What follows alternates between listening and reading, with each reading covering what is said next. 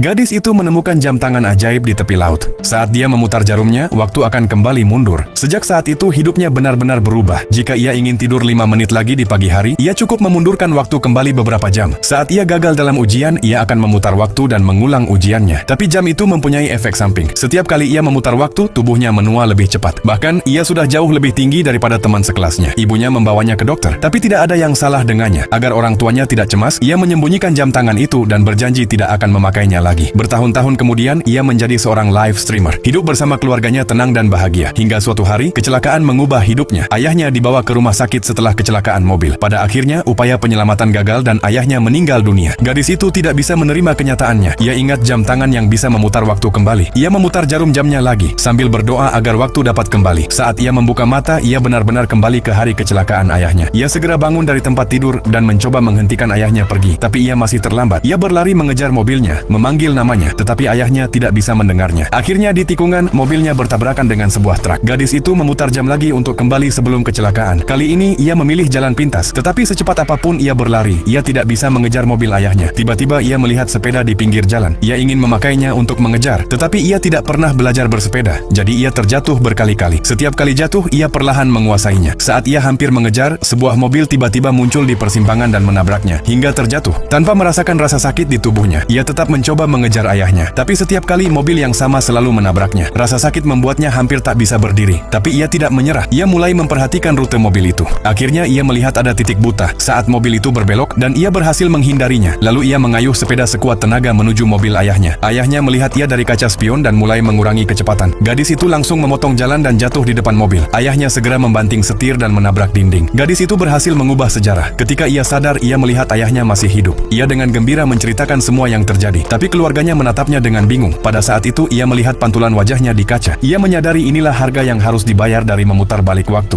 Gadis itu tidak terima bahwa ia tiba-tiba menjadi tua. Jadi ia mencoba memakai jam itu lagi. Tetapi tidak ada yang terjadi. Ia pergi ke toko jam dan bertanya apakah jam itu bisa diperbaiki. Pemilik toko berkata model itu sudah tidak dibuat lagi. Tidak ada suku cadangnya. Ia mengunjungi beberapa toko lain, tapi jawabannya selalu sama. Ia berhasil menyelamatkan ayahnya, tapi harga yang harus dibayar sangat berat. Jika kamu di posisi itu, apakah kamu tetap akan memutar balik waktu?